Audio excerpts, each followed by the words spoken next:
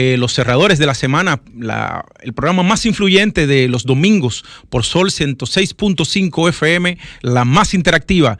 Ahora, señores, vamos a pasar con el doctor Francisco Franco, experto en Derecho Constitucional, un letrado, ¿no?, de la Constitución de la República Dominicana, con varias publicaciones ya realizadas en esta materia. De hecho, una de ellas alabada por el presidente actual del Tribunal Constitucional de la República Dominicana, Franklin Franco. Además, Francisco Franco, también debo decir que es hijo de don Franklin Franco, el historiador, un hombre que sobre todo recopiló todos los procesos en la República Dominicana a partir de la muerte, del asesinato, ¿no?, del ajusticiamiento de Rafael Leónidas Trujillo y de los acontecimientos de la Guerra Civil de abril del 65. Hermano, buenas tardes, qué bueno tenerte con nosotros. Buenas tardes, Jonathan. Te faltó un último detalle, colaborador del programa. Y colaborador de este programa, además, eso es verdad. Francisco, mira, te llamo porque en esta semana pues vimos que se lanzó el Observatorio del Justo Proceso. Entonces, evidentemente que a todo lo que le damos seguimiento a la opinión pública y a los analistas, pues nos llamó mucho la atención, porque como bien tú sabrás, ya un tema inclusive que se ha investigado. De hecho, hay muchos juristas franceses que han hablado ya de cómo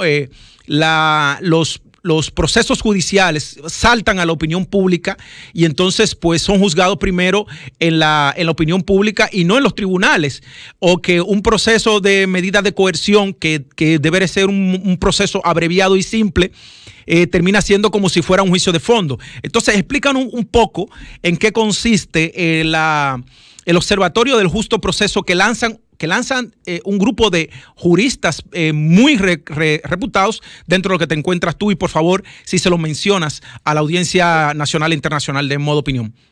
Sí, gracias, Jonathan, por la oportunidad, luego de saludarte. Entonces, en primer lugar, tú te referiste a este primer informe, pero antes de hablarte del primer informe al que nos referimos, el observatorio, te voy a hablar un poco de cuál es el observatorio. Exacto. Entonces, muy bien. Tal como tú referiste o explicaste más bien, se conformó un observatorio por un justo proceso. Un justo proceso, el debido proceso, es una garantía constitucional conformada por muchos o varios derechos fundamentales. Entre ellos, la presunción de inocencia, el derecho a un juez imparcial, el derecho a un juez independiente. Así podría mencionarte igualmente otras garantías fundamentales. Entonces, un grupo de académicos, un grupo de profesores, también varios abogados en ejercicios, pues fruto de conversaciones, de debates, de inquietudes, conformamos esta institución. Es una institución que está en crecimiento, que aún se encuentra en un proceso de formación, y entonces ahora sí me voy a referir a este primer informe.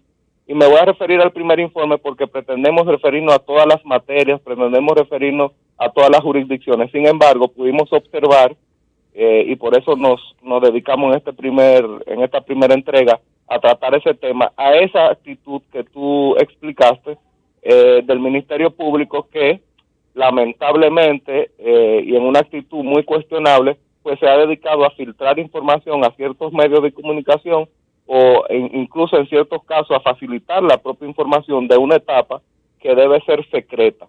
Debe ser secreta porque, te referí, el derecho fundamental a la presunción de inocencia.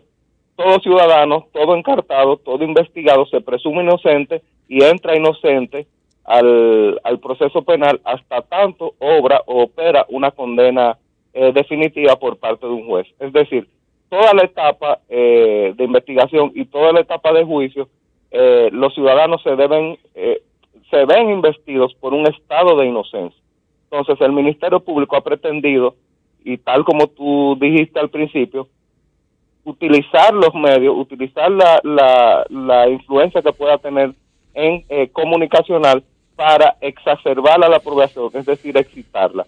En la doctrina y en la jurisprudencia comparada, esto se le llama trial by press o juicios mediáticos, en los cuales las condenas vienen por la población que, manejando información que todavía no ha sido certificada por un juez, que no se ha comprobado la la veracidad, pues condena de forma anticipada a los investigados.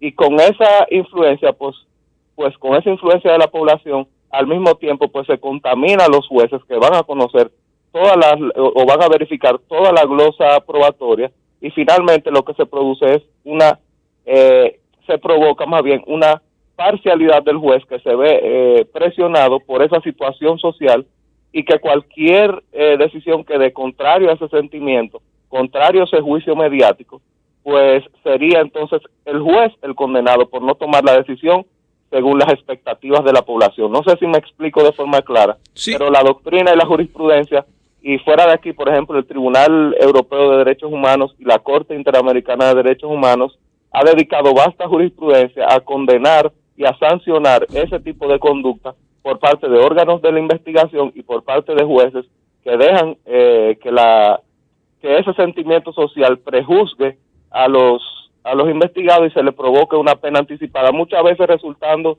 incluso descargados. Y mira, te pongo un ejemplo sencillo. En el caso, por ejemplo, de los brownies o de los bizcochos adulterados que se enviaron al campamento de las Tres Causales, pues a esa joven, antes de ella tomar conocimiento de los documentos del expediente, ya esos documentos pues figuraban y circulaban en los medios y en las redes sociales. Cuando ella se presenta a la audiencia de imposición de medida de coerción, ya todos esos documentos, tal como te dije, circulaban. Sin embargo, ella tuvo que solicitar pues el aplazamiento de la misma porque ella no tenía conocimiento. Porque sus abogados ni siquiera lo tenían. Entonces, sin embargo, las periodistas afines y periodistas afines al campamento sí tenían el sometimiento.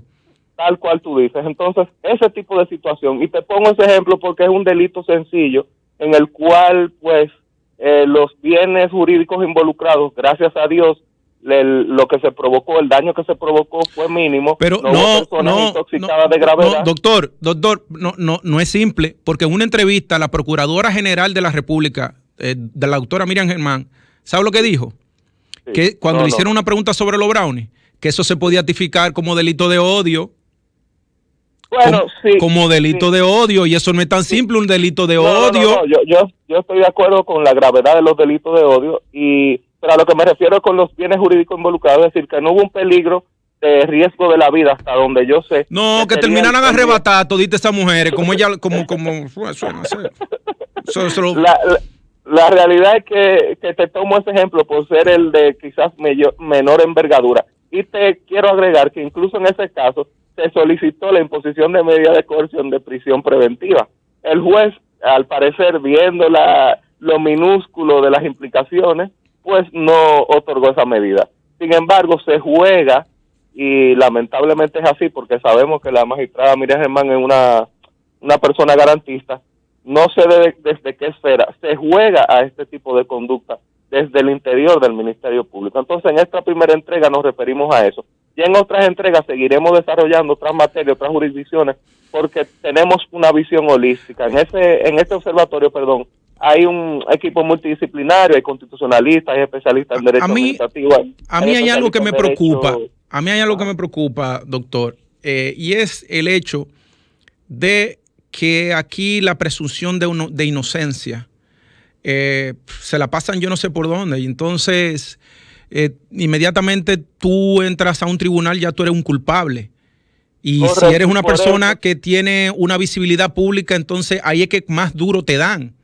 Correcto, o sea, aquí hubo un procurador general de la República que le dijo una vez a alguien, mira, ve que yo tengo que dar una lesión. Si cualquier amigo tuyo que cometa una, él le voy a dar con todo porque yo tengo que dar una lesión, porque se diseñan, ¿no?, estrategias de comunicación en torno a personas. Sí, y ahora mismo hay una especie de afición por mantener en la palestra pública persecuciones, sean o no con fundamento, y de perseguir, lograr la imposición de la medida de coerción más gravosa. Hay ese otro detalle, ¿por qué tiene que haber cárcel? Te pongo de ejemplo, mira el caso de la persecución de Odebrecht, a los perseguidos de Odebrecht. A todos ellos, en principio, se le impuso medida de coerción de privación de libertad. Luego se le varió la medida de coerción por fianzas o prisiones domiciliarias. Sin embargo, ninguno de esos imputados se ha sustraído al proceso, que es la finalidad de la medida de coerción. Igualmente, ninguno de los investigados actuales se ha resistido a ninguna de las citaciones o requerimientos de la justicia, sino que comparecen voluntariamente.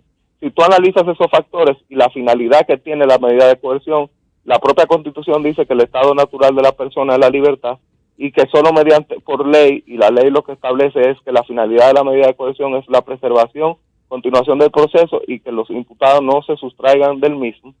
Pues si tomamos eso de referencia, podemos fácilmente concluir de que no existe una necesidad palpable de en todos los procesos pues solicitar esa medida tan gravosa, que todas las medidas de coerción, valga la redundancia, son gravosas para la libertad. Automáticamente a usted le imponen la imposición de presentación periódica, le imponen un grillete, automáticamente le imponen una fianza. De un modo u otro le están afectando libertades. Claro. Sin embargo, la más gravosa para la libertad personal es justamente pues la pérdida o la imposición de la medida de coerción de la privación de libertad física. Bueno, darte las gracias porque sacar de tu tiempo hoy domingo para informarle al país, ¿no? Sobre en qué consiste el Observatorio del Justo Proceso y además este primer informe que ustedes emitieron. Para mí, Jonathan, solamente para concluir, reiterarte que para mí siempre es un placer y un honor que el Observatorio es un equipo multidisciplinario, observando todo el desempeño de la justicia en sentido general y que va en crecimiento. Muchas personas ya se nos han acercado para integrarse al mismo. Creo que existía un vacío en República Dominicana, pues justamente en esa materia. Excelente, pues en buena hora y muchas gracias. Un abrazo fuerte, Jonathan. Vamos a una pausa.